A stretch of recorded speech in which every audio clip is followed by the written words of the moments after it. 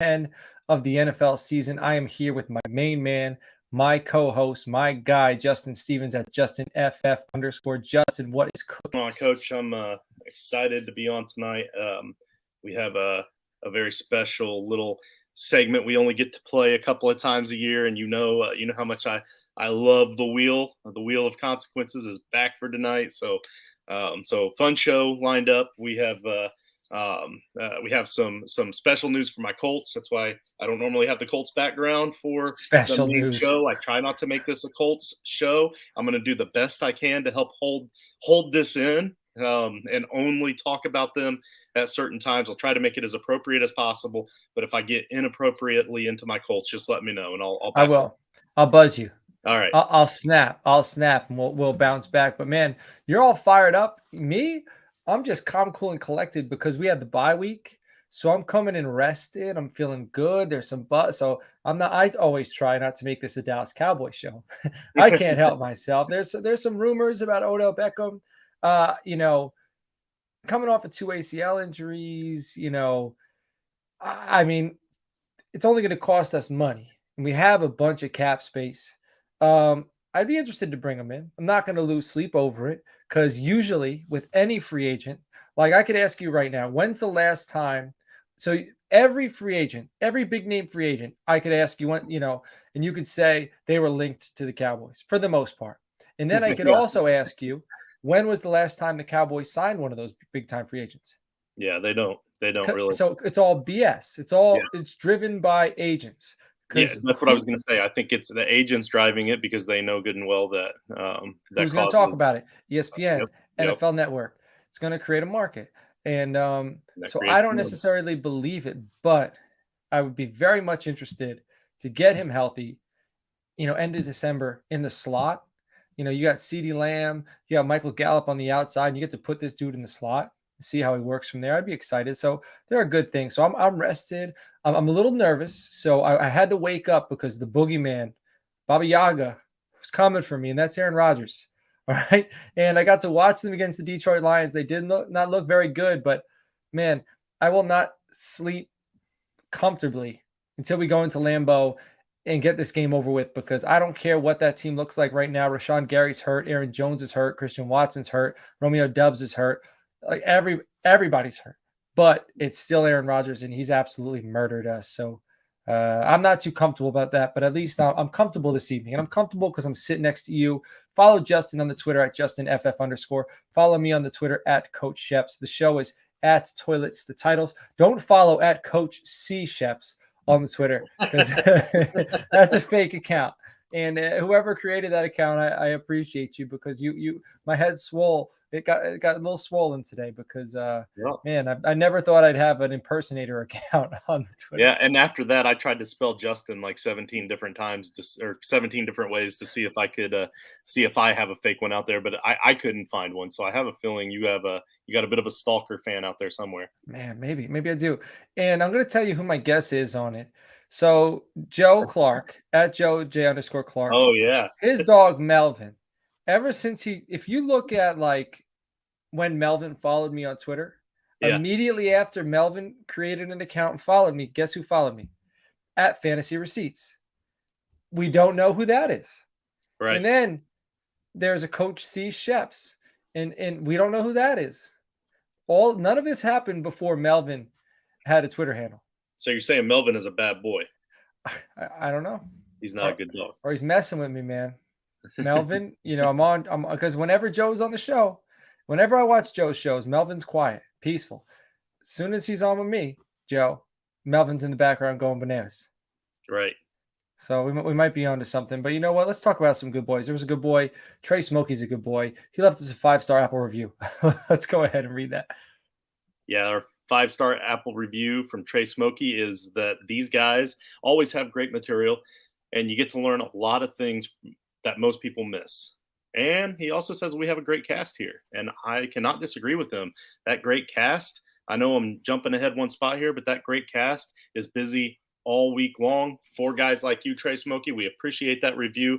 But these guys, Monday nights, we've got a new a new and improved mid-season show that goes out to the Patreons only on Monday nights. It used to be our waiver wire episode. Now we have waiver wire. We got a little bit of trade talk in there, several other little things in there, just to kind of tease it a bit for those of you that want to become a Patreon. And we'll get to that in just a moment too. Tuesday nights, right here, the flagship show at 8 p.m. We try to get out by 9 because around 9 or 9:30, our boys do the head-to-head show, the head-to-head IDP show. Wednesdays. So tomorrow morning, 6:30 in the morning, if you're up and early, we got the Down Under Dynasty guys.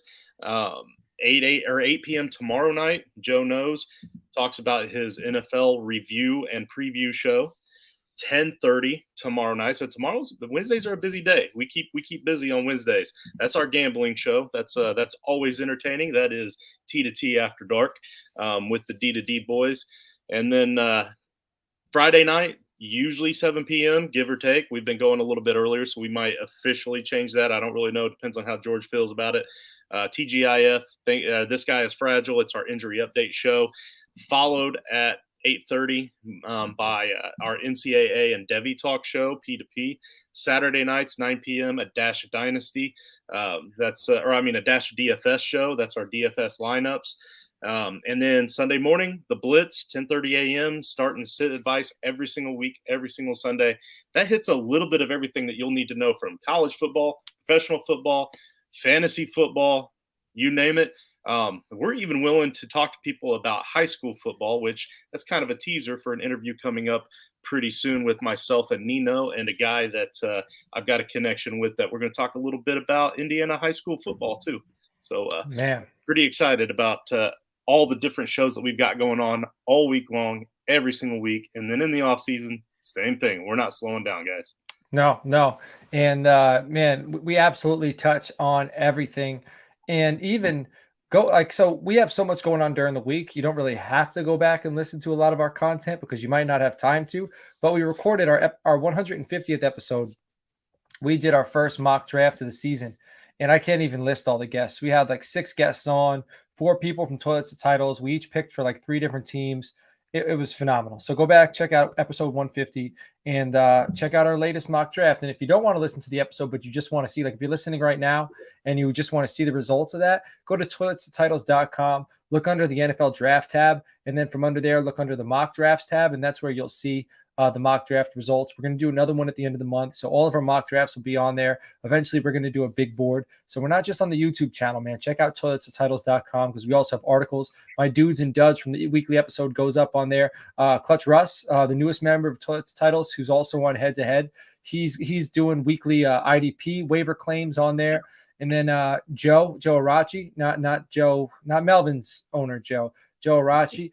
He's doing DFS lineups for Thursday night. So we got a few articles on there. We're always looking for writers. So if you are also listening to this show and you're like, hey, man, I'd like to get involved in writing some fantasy football content, or if you're an editor or a graphics dude or whatever, reach out to me. Yeah, we might have a spot for you. And also, we did read that Apple Podcast review earlier. Go to Apple Podcast, throw us a 5-star review. If it's good and funny, or if you just talk us up so much that our head swells up on the show, we might go ahead and just give you a free entry into Frankenstein next year. And I think that's going to lead us right into Frankenstein this year. And this is Justin's favorite night of the week, specifically because the Leprechaun card is one of the playing cards. If you listen to the show, we talk about the cards, we talk about the league. If you don't listen to the show, if this is your first time, go back and listen to the Frankenstein discussion because we can't explain this every week. It's too massive. But if you're familiar, especially if you're playing in the league, we're getting ready to spin the wheel for the Leprechaun card. And it's between Graboid is playing Hellboy this week. So, Justin, the floor is yours. Okay, yeah. So the Graboid versus Hellboy, just like you said. So 2 friends of the show, a couple of guys that we've had on the show a couple of times. One of them is a friend of yours from school. Like this is just the fun stuff. This is what the Frankenstein is all about. The getting the listeners together.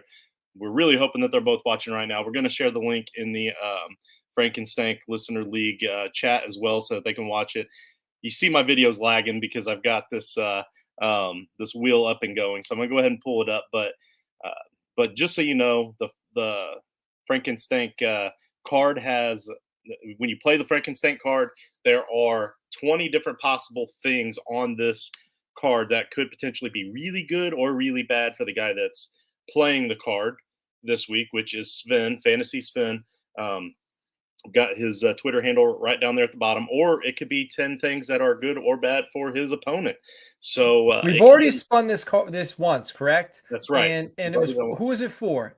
So before it was Steve, Uncle Steve had convinced Dirty Jobs Mike from our team to play it because Steve thought that he was going to get his butt whipped in Frankenstank, and he thought his only chance was to um, uh, try to get Dirty Jobs to play his card and get punished. Well, then, as it turns out, Dirty Jobs played his card. He spun the wheel, and he got to set his optimal lineup for that week. So it actually really helped Dirty Jobs. But then Steve still ended up winning anyway. So it was mostly it all turned out just to be a whole lot of fun for you and me instead. But, Huh, but it was good fun though. good fun. How about all? All right, so I'm ready to do this because I'm lagging so bad. I'm afraid it's gonna kick me out. But we always shuffle 3 times. I don't know if it's gonna show because of the lag, but here's 1, 2, and 3 times shuffled, I heard the click. It's legitimate. and let's spin that wheel. So this is your fate, Fantasy Spin. Oh, I think it's a good one.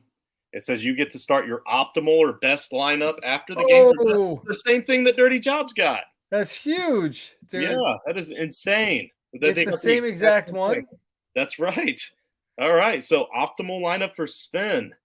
There's a 1 in 20 chance that you land on that. So what are the odds that it gets land on back to back? Right? I You're a math guy. Come on, tell me, what are the odds? I'm see. So it would be. Hold on. I don't have a calculator with me, so I got to do this. 1 in 380, I do believe. That's pretty phenomenal. That's Yeah, that's that's pretty. insane. Uh-huh. Nicely done, Fantasy Sven. So in other words, now this can also be a bad thing because it turned out to be bad for Dirty Jobs because he was forced to start his optimal lineup because that's what the card says he has to do. He gets to start his optimal lineup, and so whoever is in that starting lineup is who gets stolen. So if he loses, so if he starts that optimal lineup and he still loses, he has no control over who Kyle or Kyle gets to steal. Man, So I think we need to clean up this verbiage next year because to me it says you get to start your optimal lineup. So I didn't read it as you have to. So man, all right. yeah, Well, I don't. Hopefully they're not listening. Just start. You have to start your optimal because if that's what we did with Dirty Jobs, that's what we have to do. We got to keep it as it was. If we yeah, I made mean, I him think do with it, Dirty Jobs, it ended up being an optimal lineup anyway, whatever he yeah. started, because I didn't actually have to change All anything. So right. We'll have to double check because if we made him do the optimal, we got it. We got to stick with it. yeah, And we'll yes, check with the judges on that. yeah, yeah, us. Jared, yes, in fact, 2 leprechauns were played. The last one was played like 6 weeks ago. So Justin's video is catching up. That was very interesting. All right, man, I can't believe that happened, but all right, we're good. We're good. How are you doing in Frankenstein, man? I'm wore out right now. Did you see how fast I was moving around there? Yeah, yeah, you were moving fast. Good So thing I'm you took a actually drink at doing the end. better. I started off really, really bad, and every single week I was projected to win in a landslide. But then there would always be some random player that would out of nowhere just get like 70 points against me and whip up on me. A player that wouldn't normally do really well, typically a tight end because of the tight end scoring we have.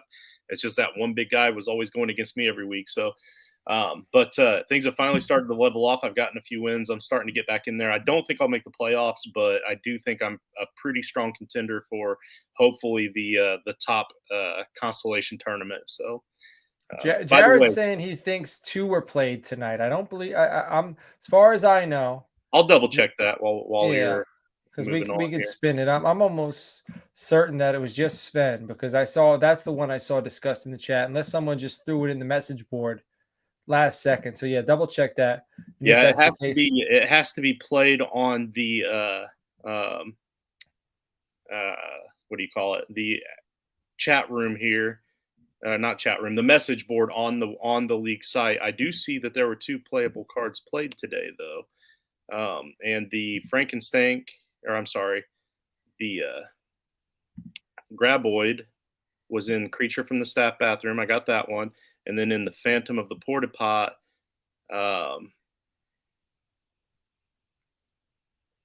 no, that's Phantom of the Porta Pot playable cards. Oh, no, no, no. I know what you're saying, Jared. It was actually Doormat, Matt from Down Under. The Terminator played his monster card. He's playing the Mummy against Shane, which is forcing Shane to start the same lineup that he started last week. So it wasn't 2 Leprechaun cards, but it was 2 cards. Right. The Mummy card is actually a pretty big hit for Shane because he started 2 tight ends this week that are both on bye. And in this league, tight ends score huge points. So those 2 tight ends he has to put in his starting lineup again. He has a running back that's on bye. He has I think Romeo Dubs, who just went out with an injury that's going to be out this week that he has to start. Like, he cannot change. The only thing he can change is the one player he switched out. And he told me earlier that he got Justin Fields in a forced trade from last week, and he's going to bench him because he doesn't want to lose him this week in a loss. So that's huge. Right. Yeah. So no Leprechaun was played against Davy Jones yet. Maybe next week. All right. Injury news and other news. There's a big Colts news flash going on. Floor is yours, man. Yeah, I'm excited. I'm excited about this because the Colts were ready to just kill over. I think the players were done. I think the team was not playing with any kind of fire at all. I think we were in total tank mode, and we had Jonathan Taylor on the shelf for an injury that looked like he was close to coming back from, but then all of a sudden he's going to be out a couple more weeks, and so I mean that just kind of seemed a little fishy to me. Like it helped play into that narrative that they were going to try to tank. They brought in Sam Ellinger. That was obviously another dumpster fire. The offensive line is playing very uninspired football right now, and so we bring in a high school football coach out of nowhere. Like, we got plenty of coaches on this squad. We even have Reggie Wayne and Cato June, who are former players of the Colts that Jim Irsay did not bump up. So I kind of wonder how they feel about this whole process. But they brought in Hebron Christian Academy's own, out of the state of Georgia, their own head coach, high school football coach Jeff Saturday. So obviously he has a few more accolades under his belt other than just being a head football coach for a high school. But for what it's worth, that high school, he's been there 3 years and they've gotten better and better every single year. Right now, they only have 2 losses on the season. So he's ready to, I guess, give up the high school career. He's coming in to coach the Colts. I feel like he's going to be a player's coach because he is practically a player. He's barely out of being a player himself. He hasn't had that coaching pros experience to cause him to get away from being a player's coach. And right now, the team, the roster, the talent isn't there. So all you can do is play inspired football and actually give a damn on Sundays. And Jeff Saturday is not the kind of guy to let his players go out there if they don't really try hard. He is a try hard, so he's going to make them try hard. So I'm kind of excited about that because my initial thought a couple of weeks ago was, yeah, let's tank for a better pick, but we need a quarterback. And in this draft coming up, there's a lot of deep quarterbacks, and there's a lot of teams that are bad teams right now that already have their quarterback, right? Their future that they already have. So I feel like there's still going to be really good quarterbacks at the tail end of that first round that we can still have a pick from to be our quarterback for the future. So I'm excited. Let's try to win some football games. I don't care at this point if we make the playoffs or not. I just want to be able to enjoy my Sundays because tanking just means you don't get to enjoy football again until next season. Yeah. And that's not fun. Let's enjoy more football right now, even if it means we end up with the 19th pick in the draft. Well, see, you're not a draft nut like me. So for me, I can accept the tank if the product on the field is so bad. And I can go, it doesn't mean I won't be miserable about the season, but I can also, you know me, I love the offseason. So I can flip the switch and I can get into optimism mode, and then I could turn my attention over to college football.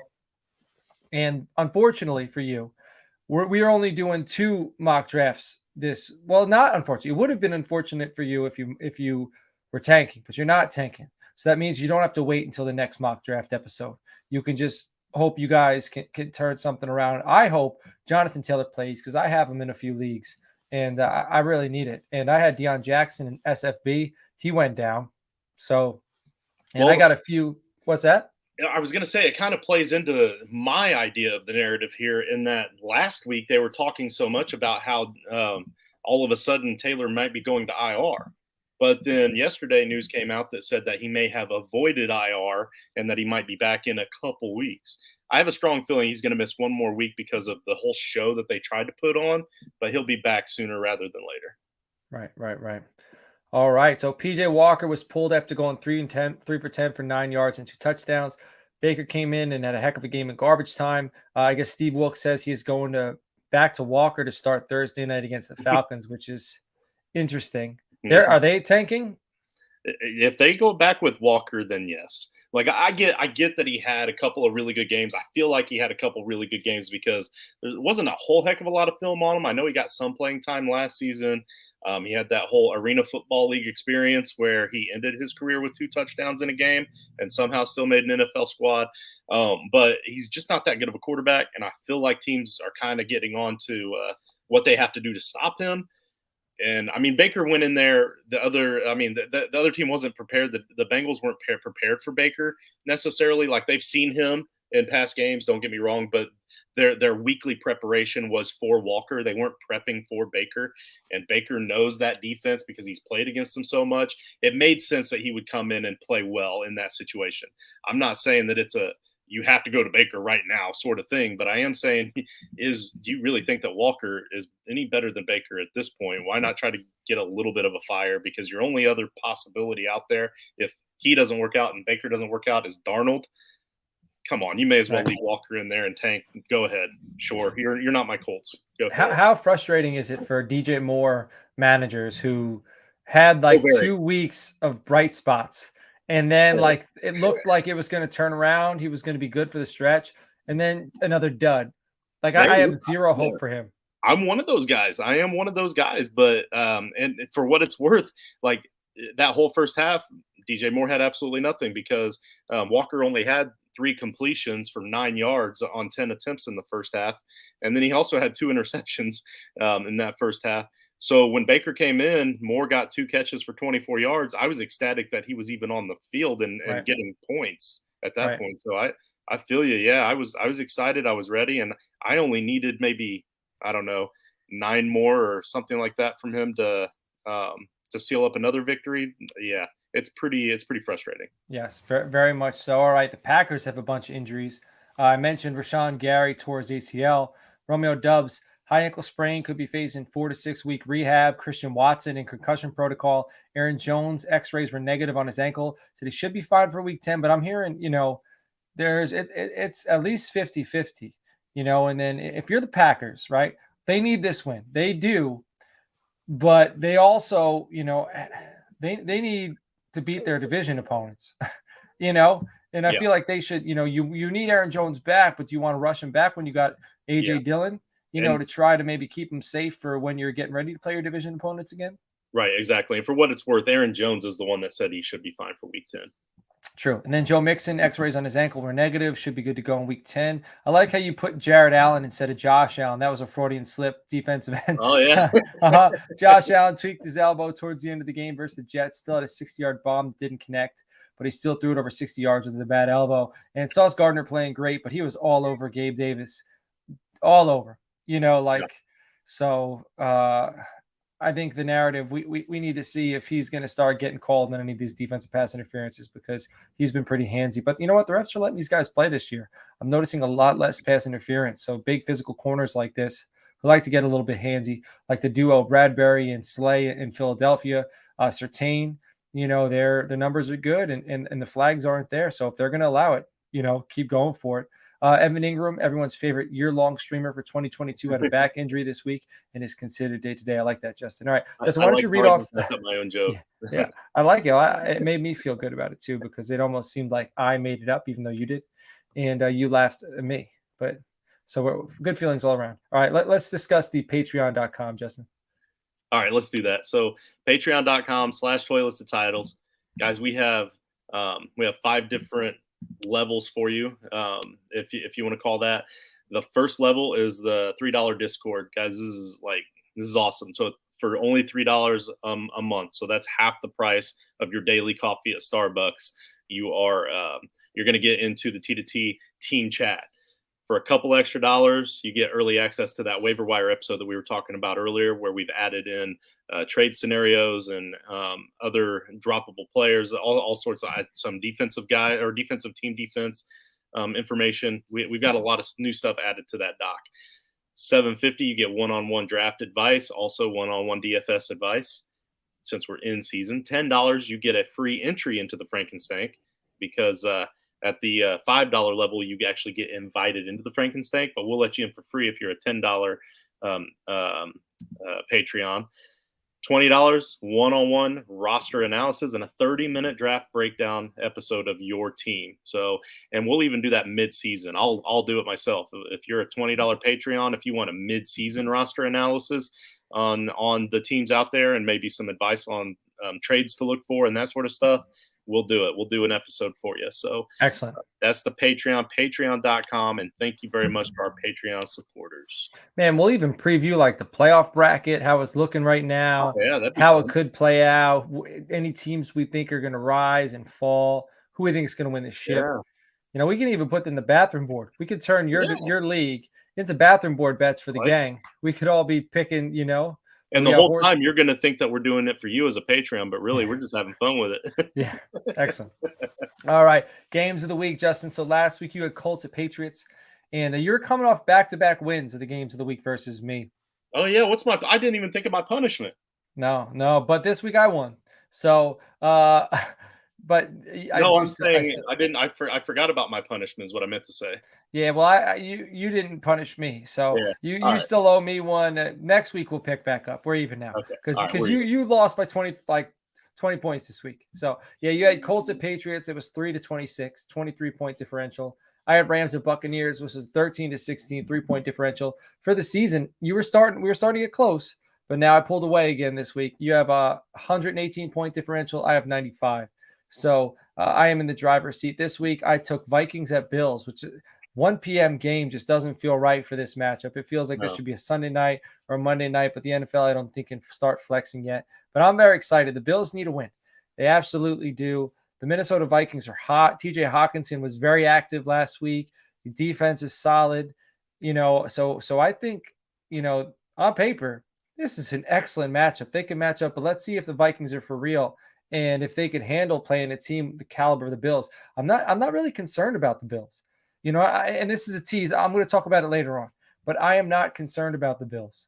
What concerns me now as a fan?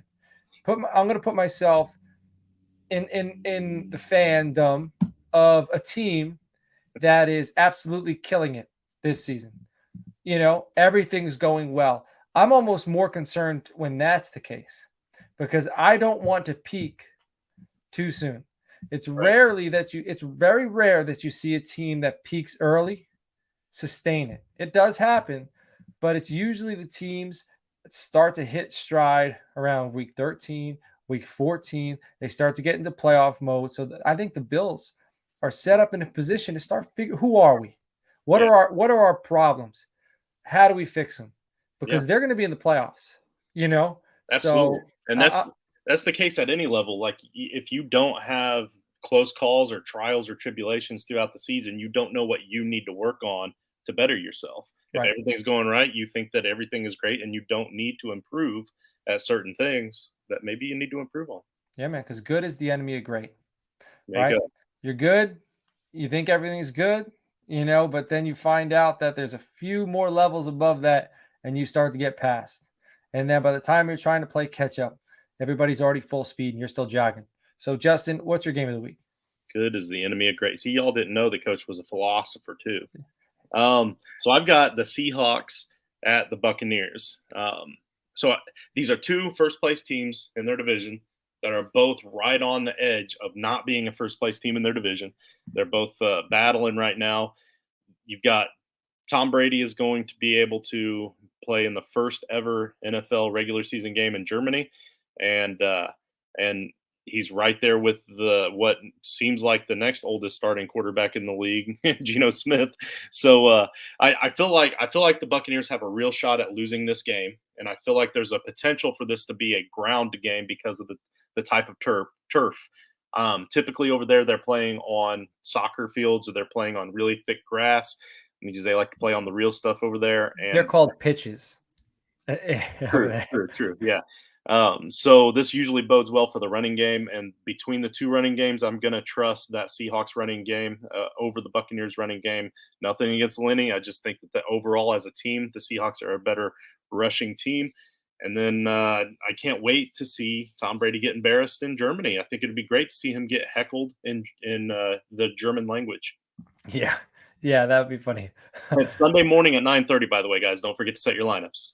Yes, yes. Sunday morning, 9:30, which brings me right into my betting locks of the week. I got Seattle Seahawks plus 2.5 at Tampa Bay, but it's really in Germany. So there's no home field there.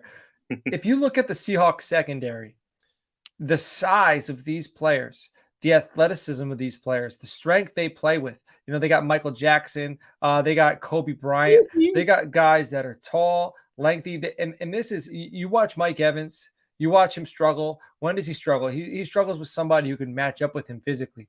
All these defensive backs can do it, man. I think this game is going to come down to the first team that gets to 20 points is going to win. I think, because I also don't think Kenneth Walker is going to have an excellent game.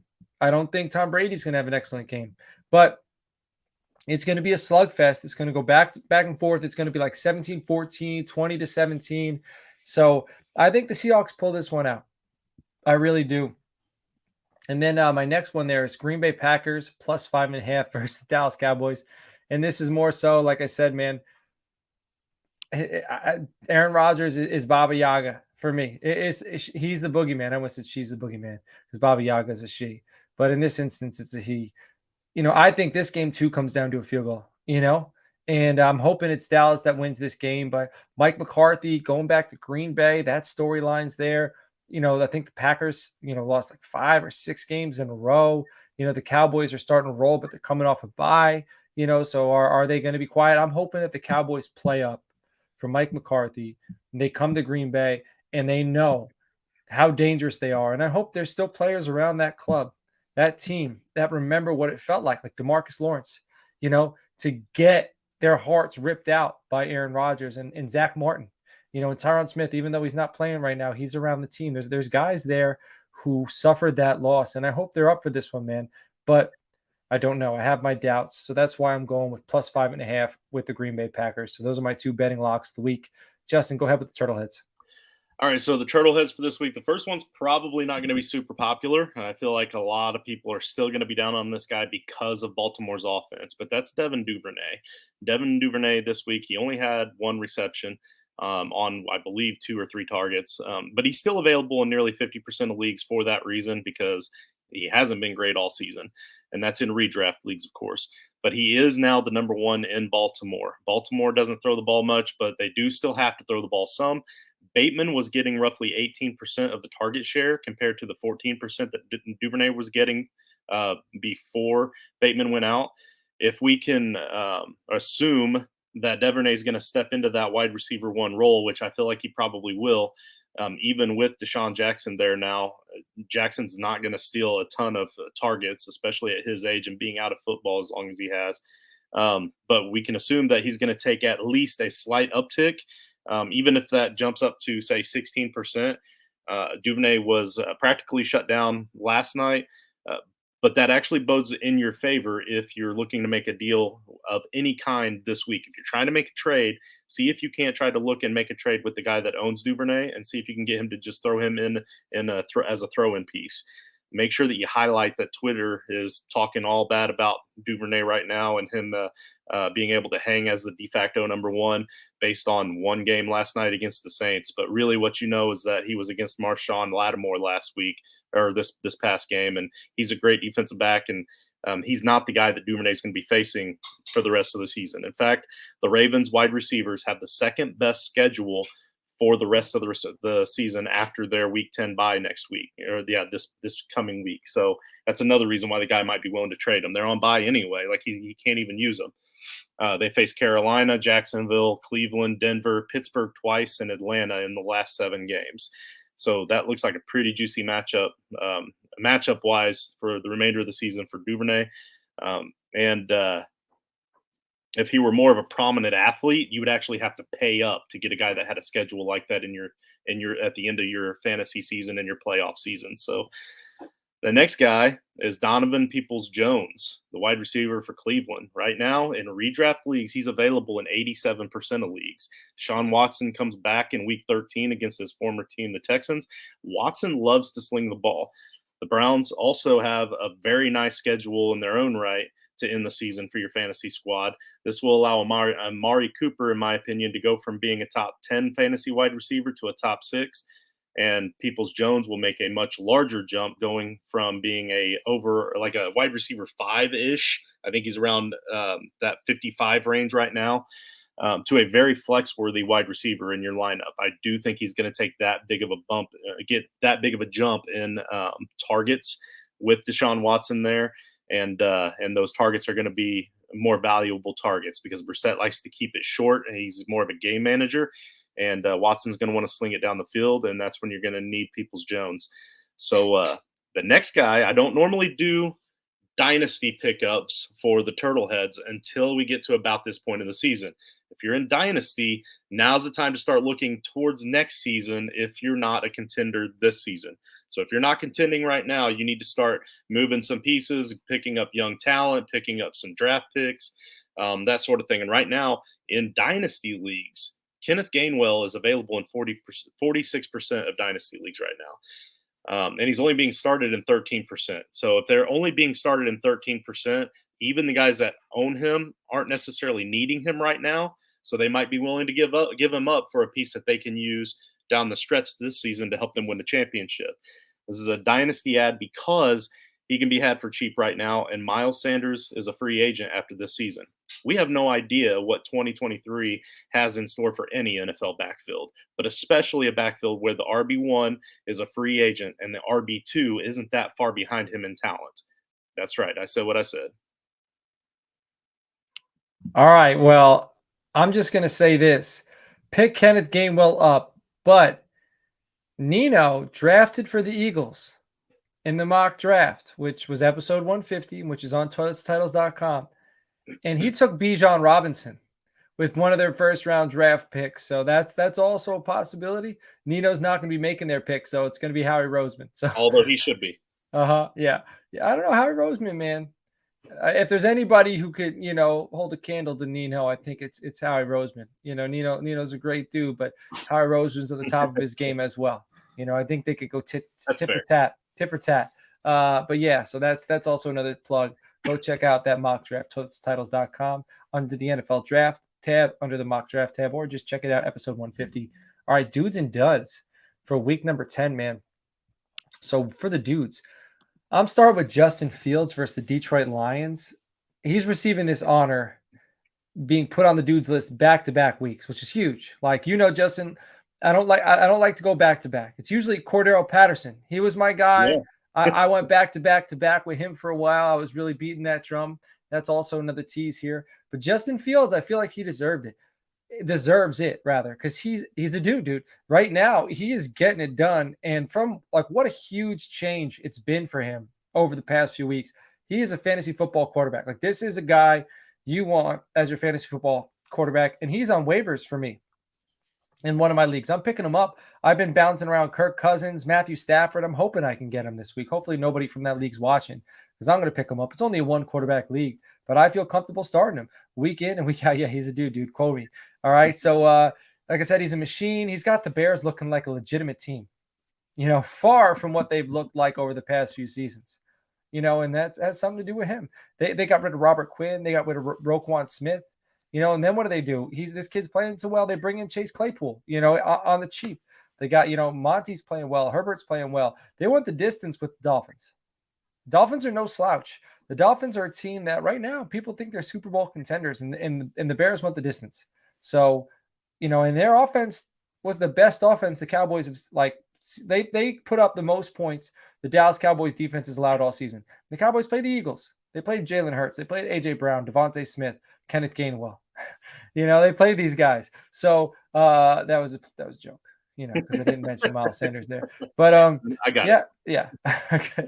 All right. So I mean, Justin Fields, he's a dude. All right, next, Tua Tagovailoa versus the Cleveland Browns. I don't really like to put obvious selections in these slots because I feel like the obvious answers aren't why you're here. You know what guys you need to start, and you need to start Tua Tagovailoa. That being said, it's about time we gave Tua his flowers. Like, he's absolutely balling with Reek and Waddle. So I had to put him on this list. Like, he deserved it. The Browns are decent against the pass, but it's going to take a lot more than a water hose to put out the fire that the Dolphins offense has become. So start him against the Cleveland Browns. Aaron Jones, if he plays. And if it's not Aaron Jones, it's A.J. Dillon. All right, versus the Dallas Cowboys. All right, the Dallas Cowboys defense has allowed an average 100 yards per game to opposing running backs. The Packers defense is strong against the pass, so it is likely that this game becomes a low-scoring affair dictated by the rushing attacks of both teams. And I think whether it's Jones, whether it's Dillon, whoever is the feature back is going to have a good day. All right, Tony Pollard at the Green Bay Packers, as I stated above. I believe this game will be one in which we see a lot of rushing. Zeke will be back from injury likely. He was held out Monday. But I do think he'll be back. But I think they're going to go with the hot hand. And right now it's Tony Pollard. When given the full workload with the Cowboys in their last contest, Pollard finished 14 rushes, 131 yards, 3 touchdowns. The Packers are giving up the third most yards per game to opposing running backs. So I think it's a really good opportunity for Tony Pollard to get it done. Next, Jalen Waddle versus the Cleveland Browns. This is another selection that feels like I'm cheating. Like, I don't like to put these obvious ones on there, but this is another guy. I stood on the table for Jalen Waddle. I screamed from the mountaintops all offseason for Jalen Waddle. I also said he was going to be above Tyreek Hill, which I was wrong about. So as much as I was right about him, I was wrong about that. But nobody's above Tyreek Hill. Yeah. Tyreek Hill is wide receiver 1 through 9 weeks. Jalen Waddle is wide receiver 5 through 9 weeks. I will start Waddle every single week, and every single week I believe he is going to have above 15 points. That's my confidence in him every single week. Yeah. This next one, George Pickens at the New Orleans Saints. Stamp this game. Take out your stamp that says breakout performance on it. Take it. This is when you use that stamp. You don't use it quite often, but you're going to use it this week. Put it on. Steelers, Saints, George Pickens. Stamp this game, man. With Claypool out of the picture in Pittsburgh, George Pickens slides right into wide receiver 2, where I believed he belonged all season. He belonged there, and now he's there. The Saints are giving up the 9th most points to opposing wide receivers. It's a great matchup for Mr. Pickens. Next, Cole Kmet versus the Detroit Lions. Kmet went up against the 26th ranked defense against tight ends this past week, and he put up 21 fantasy points. This week, Kmet and the Bears will face a Lions defense that is ranked 27th. So they're even worse. So it sounds like more points to me. Finally, Cordero Patterson He's back. has come back to the dudes list. It's about time. He is there at the Carolina Panthers. For those who've been reading and listening to my dudes and duds over the last 2 years, you've come to realize that Cordero Patterson is my ultimate dude. Like, he's the ultimate. That this is a guy, doesn't get too much love, but he just absolutely crushes it. He's the dude. This flex spot was not the same while he was injured. Like, it felt very vacant. It felt very empty. Now I feel whole again. The Panthers are allowing over 25 points per game to opposing running backs, so this is a great matchup. Now my duds. Again, the whole disclaimer, he is on Thursday night. This is metaphoric that he's in the flex. You would normally put him in your running back spot. Right. It's more so I'm expecting that people didn't draft Cordero Patterson to be their RB1 or RB2. Right. I'm hoping you have other options there. You could play him, and you have to this week. But you might be playing him in your RB1 or RB2. But he was likely drafted, between the 7th and 10th round, and so do with that what you will. Duds. Baba Yaga is on my duds list. Aaron Rodgers of the Dallas Cowboys. I need to exercise this demon. I still have nightmares about the Green Bay Packers and Aaron Rodgers absolutely ripping the hearts out of the Cowboys nation. I said that already. This Cowboys defense is for real. And Aaron Rodgers is falling apart right in front of our eyes. And this Cowboys defense, man, I'm hoping, and I believe, and I don't know if I believe, but I think they could shut down Aaron Rodgers. I think they can do it. I think they will do it. He's a dud. Next, Kirk Cousins at the Buffalo Bills. Cousins has been a solid quarterback for those who've managed to grab him in the later, likely parts of this offseason's fantasy drafts. Besides a few primetime game hiccups, that is, this isn't a primetime game, but I believe the Buffalo Bills will make it feel like one. The Bills are in need of a bounce back win, and they're going to come out hungry. Austin Eckler at the San Francisco 49ers. I don't think the 49ers defense will feel threatened at all for the Chargers passing attack, so I think they'll be able to focus on eliminating Austin Eckler. The 49ers have done just that. Like, they've eliminated opponents' running backs all season long. Eckler's next in line to get shut down. Kenneth Walker at the Tampa Bay Buccaneers. Walker has been absolutely stellar and has rewarded those who've rostered him with solid performances after solid performance. Kenneth Walker's outing, his worst outing since taking the starting role, resulted in 12 fantasy points. And it was against the it was against the Giants' 6th-ranked rushing defense. This week, he'll face a Buccaneers defense that statistically and visually is better than the Giants' defense. I think Walker comes out of this one with less than 10 fantasy points. Mike Evans and Chris Godwin. So this is a 2-for-1 versus the Seattle Seahawks. Godwin and Evans are both coming off pretty poor performances. Godwin has yet to really get it going this year, so my confidence in him is really, really low. Evans struggles against corners who match up well with him physically. Seattle Seahawks is loaded with guys like that. I'm shutting them both down. Next, CeeDee Lamb at the Green Bay Packers. So you got 3 wide receivers this week. Well, you're actually going to get 4th. Wait till you hear my flex play. But CeeDee Lamb at Green Bay Packers. Jair Alexander is a bad man, and he thrives when going up against the league's best receivers. CeeDee Lamb is the true number 1 in Dallas, and Alexander will be able to put all of his attention on Lamb. I don't think Lamb likes that. He is the number 1, but I don't think he likes these big-time matchups. I expect Lamb to come out of this one somewhere around 5 receptions for 55 yards. That's over 10 points, but it still lands him on the dud list for me. I think you expect more than that from CeeDee Lamb. If you're starting him as your wide receiver 1 and 10 points, that's not making you happy. Next, Taysom Hill at the Pittsburgh Steelers. Hill has come back down to earth after his massive outing against the Seahawks and has been tight end 19, week 6 to 8. So I didn't calculate it. I wrote this up yesterday during the day, but now he's probably even lower than that after last night's outing. He's averaging 7 points an outing, which is probably down to 5 or 6 right now. Eventually, Hill is going to have another one of those monster games. I don't know when, but it's not going to be this week. All right, not against the Steelers defense. So shut him down. And then finally, Terry McLaurin at the Philadelphia Eagles. Terry has been a decent start since Heineke took over in Washington, but this week I strongly dislike his matchup. James Bradbury, Darius Slay, 2 guys pretty familiar with McLaurin. I like their chances of shutting him down this week. So those are my dudes and duds, and you can check those out, ToiletsToTitles.com. Justin, who is your slow your roll or you're all in for this week? All right. So again, I hate to talk about the Colts so much on this show. Yeah, I really can tell. You really hate. You really hate it. This is not a Colts show, I promise. But this week's news is too big for me to just overlook it. I'm all in on watching a scrappy team that's going to play competitive football in Indianapolis again. I like it, man. Like I said, Jonathan Taylor, Michael Pittman. I need some of these guys to help out my roster. What is the deal? Like, who is the tight end to own in Indianapolis? Who is it? So, I mean, I kind of feel like it's eventually okay. It depends on the quarterback. So I thought it was going to be Granson, right? Because he was high school teammates with Sam Ehlinger. So I kind of figured he was going to be the guy. But then Ehlinger hasn't really targeted him that much. He only has a couple of catches. Right. They had 2 or 3 last week. Yeah, so I really don't know, but there is a Twitter contest for a free jersey. I forget who's running it, but if you can guess who Ellinger's first touchdown pass is going to be to, and how many yards, you're going to win a free jersey. So I keep guessing Granson, but now for a 3rd week in a row, I can try it again.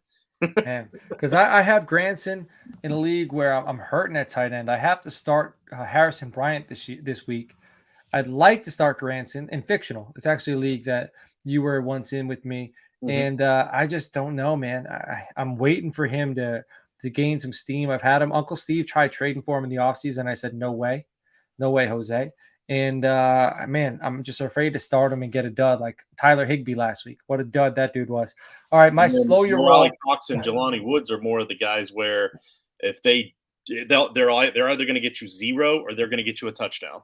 Right. Like there's no in between with those guys. Like it's like they don't use their tight ends between the 20s unless it's Granson, and then in the red zone They use the other two if they're going to use them at all, but they don't always use them. Right. Right. All right. My slow your roll this week is I teased it earlier on. Slow your roll on the demise of the Buffalo Bills. Yes, they lost to the New York Jets, but the Jets are scrappy. All right. And this game was the Jets' Super Bowl.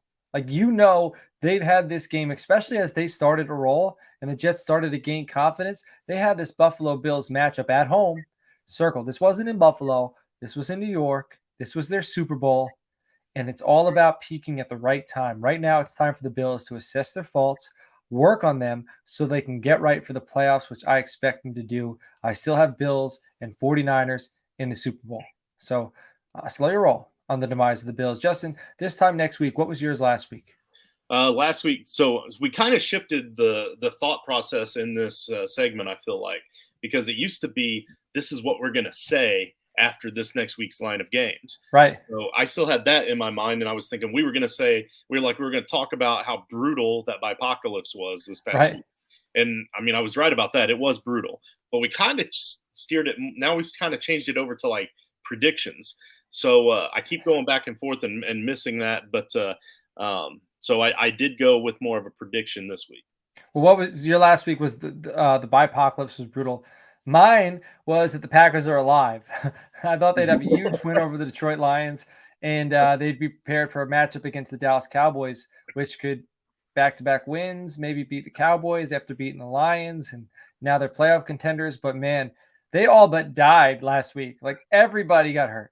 Rashawn Gary going down. That's huge. Like, he's the heart, besides Jair Alexander. I feel like he's the heart and soul of that defense. So it was the opposite.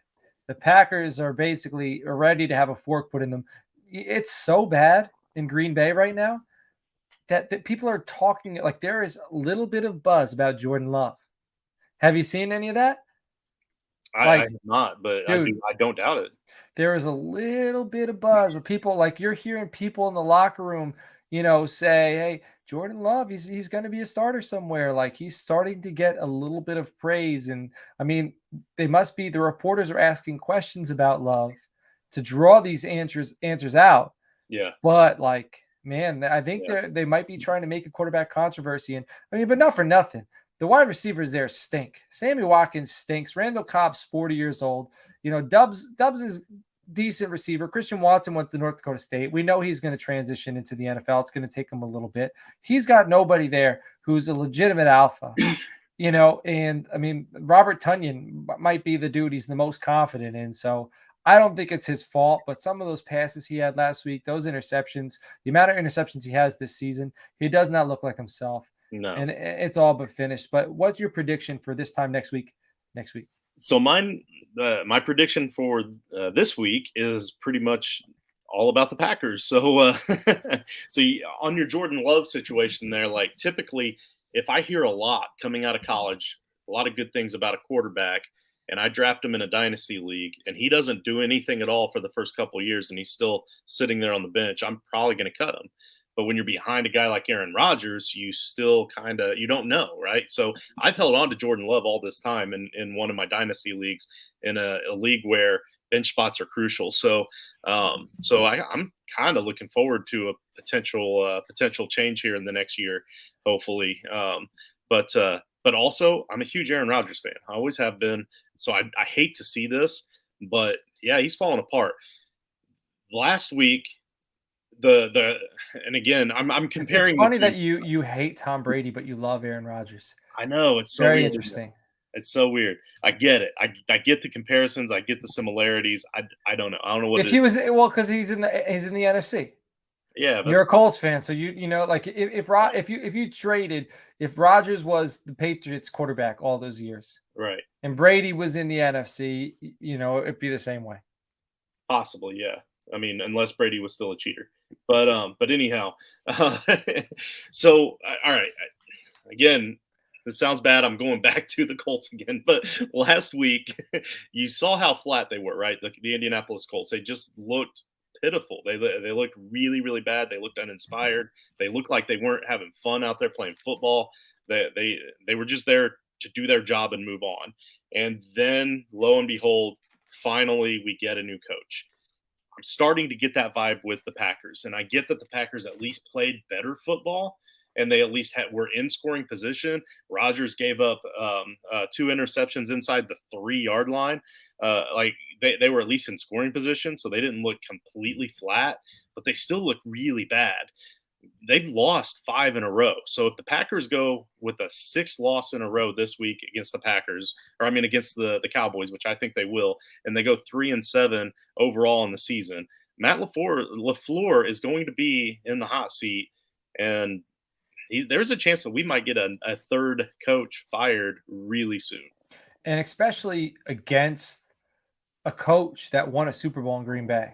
Yeah. Like, that's not a good look. No, like, you got rid of, McCarthy, you move on to LaFleur, you think it's, all you need is Aaron Rodgers, you need this young coach, and then McCarthy goes into Dallas, loses Dak, loses Tyron Smith, has injuries, has all the buzz this offseason about Sean Payton. Like, there was so much buzz about Sean Payton. So, dude, like, McCarthy was left out for dead.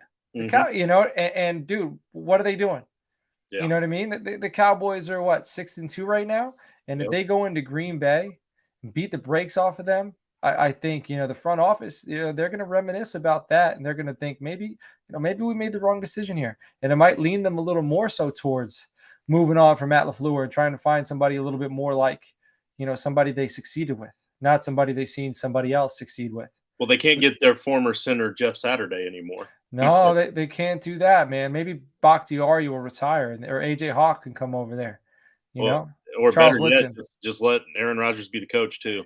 Yeah, that's a good idea. Or the GM, give him full control, man. All right. I mean, season ticket owners are already the owners. Let them just have open tryouts for coaching.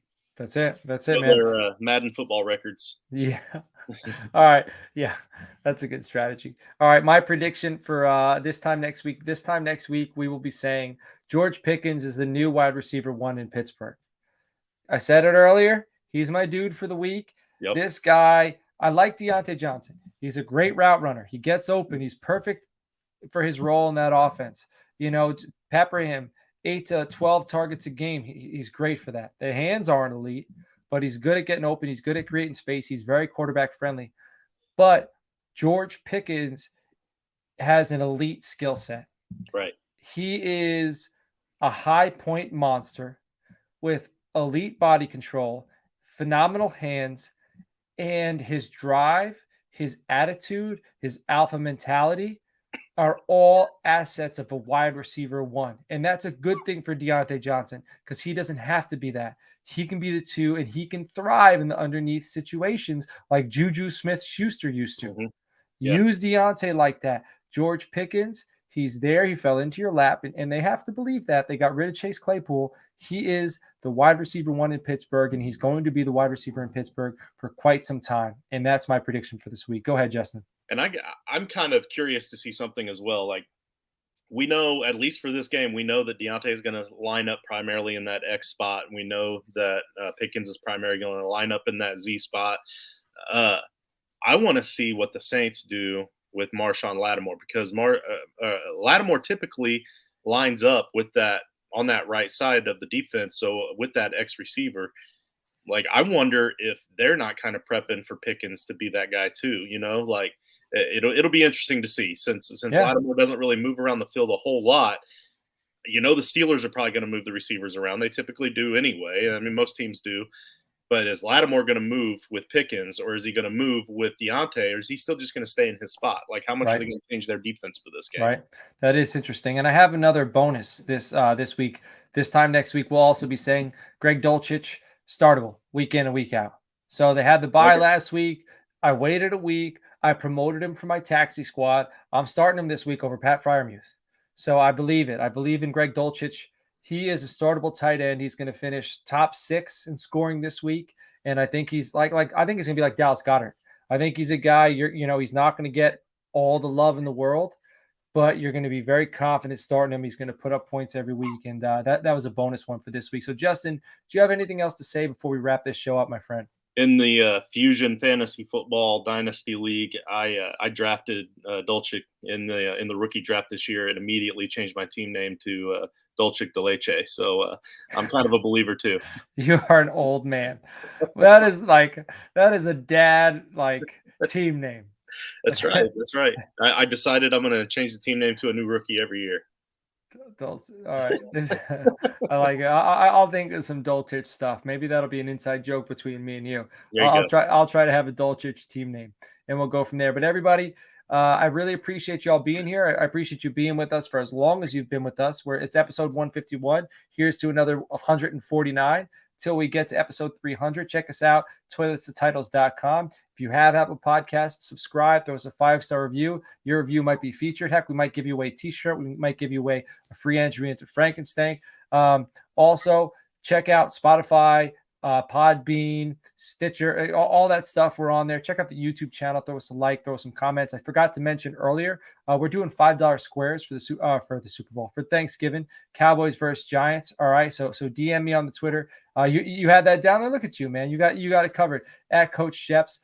We got rid of like 20 of them today, so I want to say there's about 50 left. Once we fill that, we might do $10 squares. So if we get it filled like within 2 weeks to Thanksgiving, and it's full payouts. All right, so I can show you what squares are available, and then I'll give you my Venmo or my PayPal. So check us out there. Good luck this week. Stay tuned for Head to Head. Stay tuned for Down Under Dynasty, Dollars to Deuces. We got Pots to the Playoffs. We got Dash of DFS. We got the Blitz. We got everything, man. So stay tuned. Check it all out. Win some fantasy leagues. Have some fun. Join us. Be a part of the Title Tribe. Patreon.com/ToiletsToTitles. We will see you all next week. Take care.